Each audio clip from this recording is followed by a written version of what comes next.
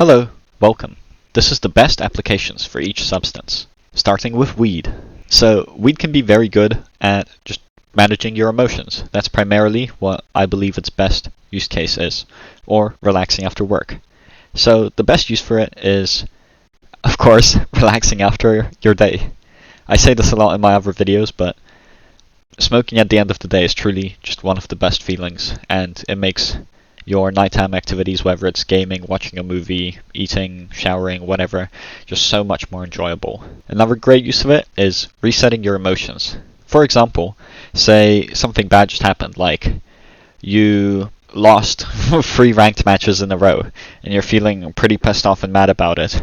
If you just go have a cone, then you will no longer be feeling mad or sad, and you'll just be chilling.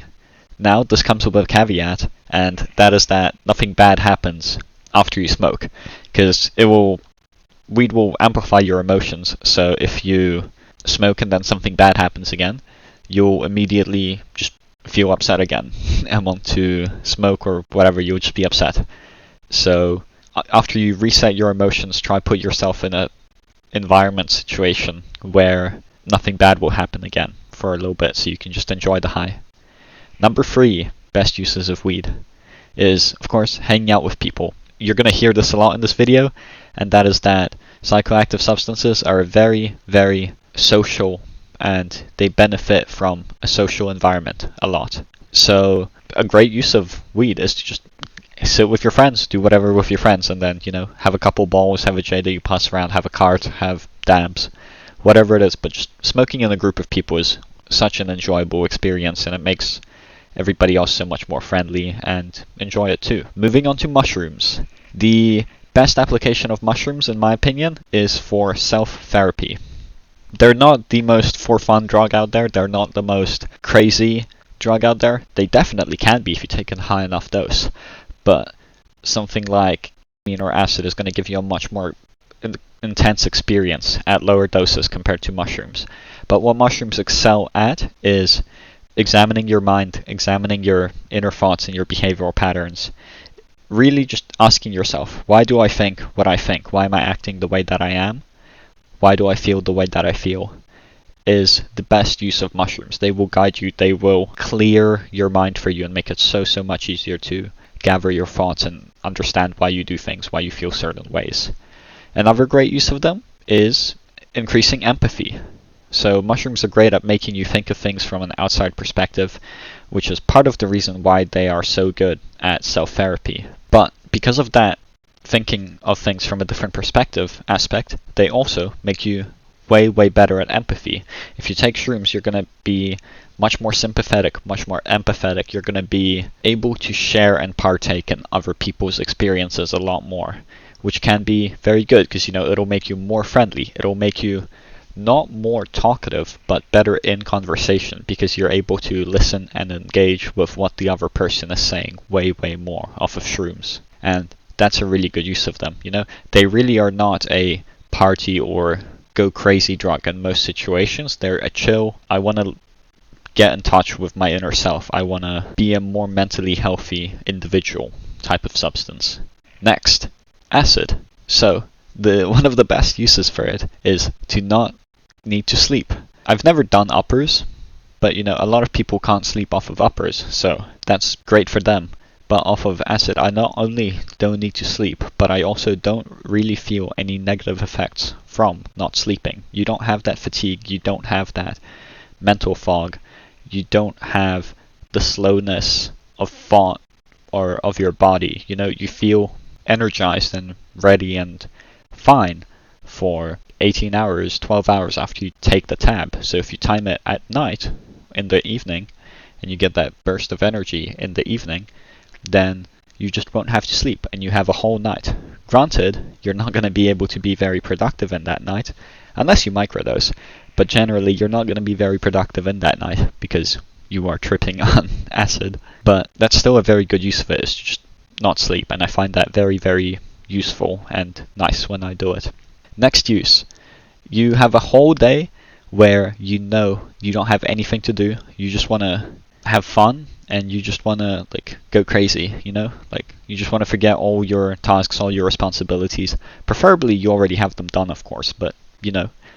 And for days like that, instead of, you know, waking and baking and then smoking throughout the day, I would much rather just take acid, because it's going to give you a more full, it's going to give you a more intense, it's going to give you a more fun experience. If you have a full day to dedicate to a substance, acid is truly the way to go, in my opinion.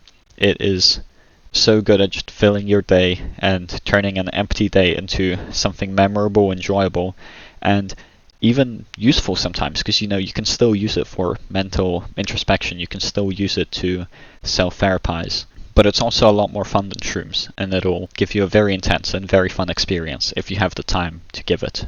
Another great use of acid is for taking it in a more intense social setting. For example, if you're hanging out with other people under the influence.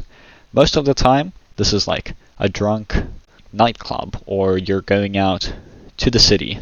Sometimes, because you know it can be sketchy, and you definitely don't want to be in a sketchy place when you're tripping out. But if you're going to a nightclub you've gone to before, you're going to be walking down streets you've walked down before many times, and you know they're all good. Or you're just going to be going to a friend's house for a party. I think acid can be a very good choice of substance to take for that, because once again it's going to make you higher energy, it's going to make you have a lot of fun, and you're going to be very talkative, and the things that you're going to say to people are going to make you very entertaining, and people will have fun interacting with you. Also, there will most likely be smoking at that party, and both nicotine and THC synergize perfectly with acid, so it'll be a really good combo. Next up, MDMA. If you had something terrible happen in your life, like, I don't know if I'm condoning this, but I'm saying that it will help a lot. If you had, let's say, like something just really bad happen, you know, stereotypical bad event, and you really just want to forget about it and not care, MDMA is the way to go. It will make you feel really good for that amount of time that you're on it. However, you do have to be careful, because MDMA is pretty addictive, and that feeling, really good feeling, comes at a very expensive price. Not monetarily, but brain chemistry wise, and the knowledge that you can feel that good. Some people can't handle it.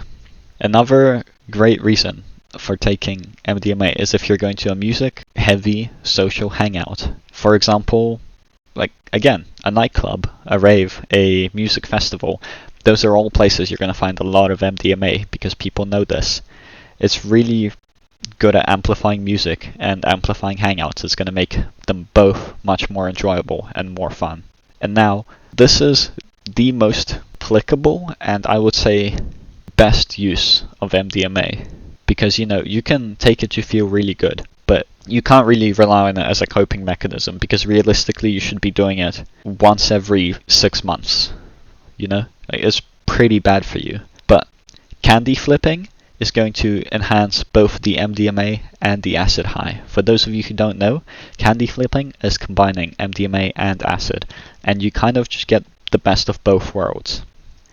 What this does is that you not only have a greater experience off of your MDMA, with all of the positive effects being even more amplified, but it also ties it to another substance, one that you aren't going to get as addicted to, and one that you can't do as often. What this will do is it will help distance the MDMA from you, so you will want to do it less. You'll be less likely to do it more often, if that makes sense. Having it as its own crazy experience combined with acid, but you don't really get as much of the addictive side. However, it can also be really bad for you, so don't candy flip often. Next up, a really good use of is playing board games, because you're going to be kind of paralyzed when you take it. You're going to struggle walking, you're going to struggle talking, you're going to struggle doing anything physical really, but your brain is still mostly there. So it can be really fun to have a group of friends that you trip out with, and you just play board games while you're really high off of the K. Because those board games are going to seem way crazier, they're going to be way more enjoyable, and nobody's really going to be able to communicate or understand what's going on, which is going to make it 10 times as funny. Another great use for it is listening to music. It truly makes music a whole different experience, more so than the other substances I have listed. It makes it so much more enjoyable. The next use for it, which is probably the most normal and accepted use of any substance that I've listed here, is if you're in pain, lol. Obviously, if you are injured or you have pain, K is going to be a pain blocker that works really well, so it can help. The next up is alcohol. Now, one of the best things about it is that it's accessible pretty much anywhere and everywhere. You know, there's going to be a store that sells it. Anywhere you go, you're going to be able to acquire it anywhere you go. So if you're just out and about and you suddenly decide, man, I want to be under the influence, you can just go to any store and get alcohol. It's very simple. The next best thing about it is that you can bring it with you to most places or buy it at those places. You know, like if you are going to a venue or something, they will most likely have it for sale there. Another good use of alcohol is that it's good for social hangouts, because it does make people more social and it gives you that confidence, which can be really, really helpful in just talking to people you don't really know or talking to completely new people. It's going to be way, way easier off of alcohol. Another good use for it is falling asleep or getting a small buzz. Like if you're just chilling at home and you don't really want to do anything strong and you don't want to smoke for whatever reason, you can just have a couple drinks and you'll be pretty good. It will also help you fall asleep later, which can be very nice. Next, nicotine. The best use of this one is to bring your nerves down and calm yourself down, because it really has that grounding, calming effect on you where it just makes you focus, makes existence so much clearer just for that little bit. It's very good for grounding yourself on a trip.